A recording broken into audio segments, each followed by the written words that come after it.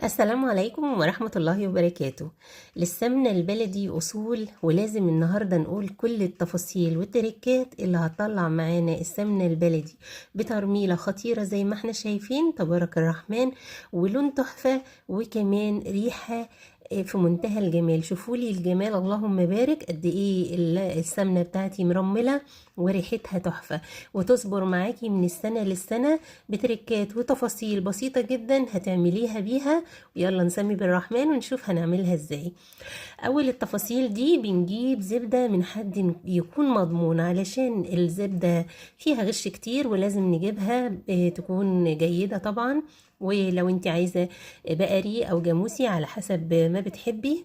النهاردة انا بسيح زبدة جاموسي 2 كيلو، حطيتهم على النار. طبعا لازم تكون يعني لو انت مخزناها في الفريزر بتخرجيها تبرد تماما وتفك من التفريز قبل ما تبتدي تسيحيها.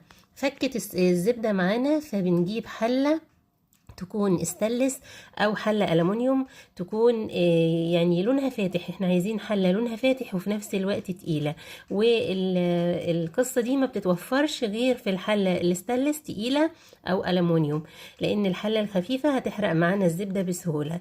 ونبتدي نرفعها على النار ونسيبها تغلي على نار عاليه في البدايه. واول ما تبتدي تغلي كده وتفور اول فورة بنهدي النار عليها تماما لحد ما تنزل تاني، وعلشان ما تفرش مننا.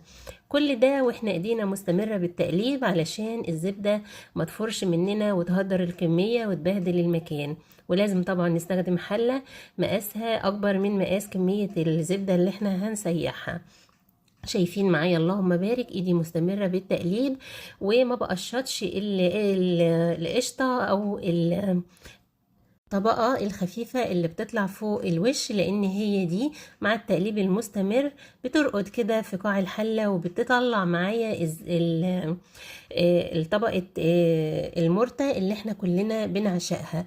بفضل اقلب زي ما احنا شايفين، ما شاء الله تبارك الرحمن، السمنة ابتدت تظهر معايا بلونها الجلد الخطير، لكن لسه ما استوتش معايا. شوفولي كده اللهم بارك، السمنة ابتدت تظهر لكن ما استوتش. لازم نسويها كويس جدا علشان ريحتها ما تزنخش معانا لو قعدت فترة طويلة، خاصة لو بنعمل كمية كبيرة.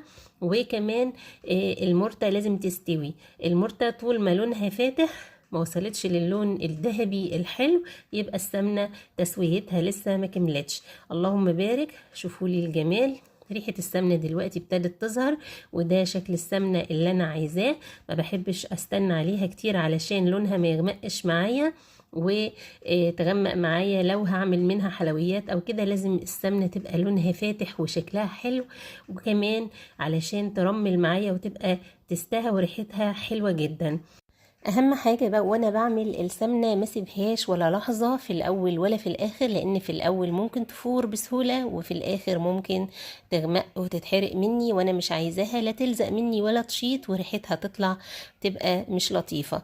كده خلاص انا وصلت للمرته اللي انا عايزاها، اللهم بارك، اللون بقى جلد معايا والسمنه بقى لونها فاتح وجميل، اللهم بارك.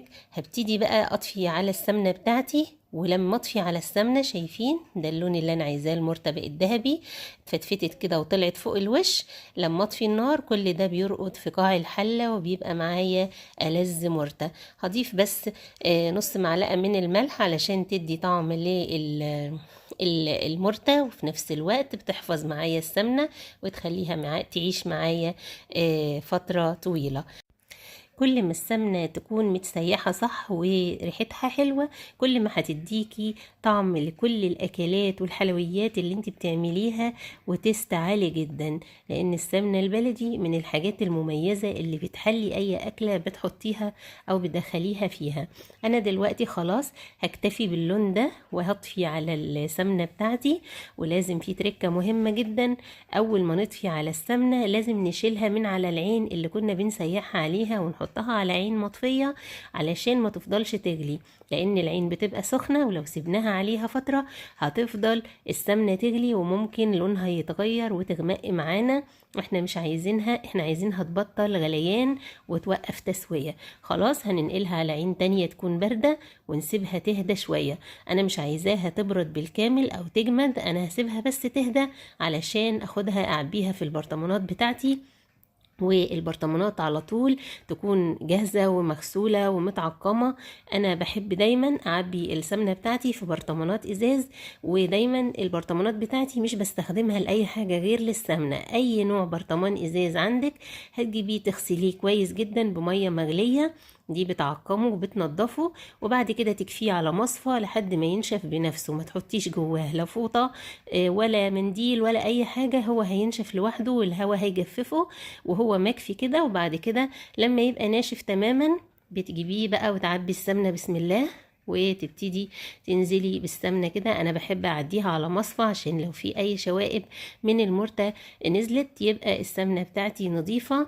زي ما احنا شايفين عملت 2 كده وواحد صغير من باقي السمنة. اللهم بارك، اللون بيتحدث عن نفسه، جلد خطير والريحة وهمية. دي طريقتي في تسييح السمنة، سهلة جدا وبسيطة، بس بتحتفظ بريحتها وبترميلتها لسنة كاملة. وكمان طلع منها المرتة الخطيرة دي اللي انا بعشقها وما اقدرش اقاوم جمالها. يعني وهي سخنة كده بجيب رغيف عيش كده يعني ناشف وابتدي اكل منها، ما بقدرش اقاوم. يعني لو قعدت ممكن اخلص الطبق كله لوحدي. نرجع بقى للسمنة بتاعتنا الجميلة. دلوقتي هي سايلة معانا، عشان نخليها بقى تبقى مرملة اهم تركة في الموضوع كله انك تسيبي السمنة ترمل لوحدها او تبرد لتاني يوم بدون غطا، ما تغطيهاش ابدا، هتسيبيها مكشوفة لحد ما ترمل وترمخ لوحدها، وبعد كده هنغطيها. لان لو غطيناها بتدهنن، يعني اول ما تصفيها كده وتصبيها لو سبتيها هتدهنن تبقى زي الدهن كده، لكن احنا عايزينها ترمل فسيبناها. هي ده تاني يوم بعد ما رملت معايا، انا كنت عاملاها بالليل سبتها للصبح، كنت مغطياها يا دوب بمصفى كده مخرمة علشان تهدى وترمل من غير ما اغطيها. وده شكلها طبعا هي ما مسكتش قوي، هي يا دوب رملت بس علشان احنا لسه في الصيف والجو فيه يعني لسه فيه حرارة، فما مسكتش قوي ولسه عايزة تتماسك. حطيتها في التلاجة ساعة واحدة، بعد ساعة واحدة تماسكت معايا وبقت بالجمال اللي احنا شايفينه ده. اللهم بارك، شوفوا لي بقى الجمال وقوام السمنة وترميلتها، اللهم بارك. نعومة، مفيش نعومة خالص، السمنة معايا مرملة، شوفوا الرمل اللي على المعلقة، تبارك الرحمن. ولا الريحة بقى والجمال ولون السمنة الفاتح الخطير، اللهم بارك. هتحطيها في اي اكلة هتبدع جوه الاكلة وهتطلع لك الاكل بطعم وتست وحلوياتك في منتهى الجمال. انا قلت كل التركات اللي هتنجح معاكي السمنة البلدي وتطلعها معاكي مميزة جدا. اتمنى تكونوا استفدتوا من الفيديو واشوفكم على خير ومع السلامة.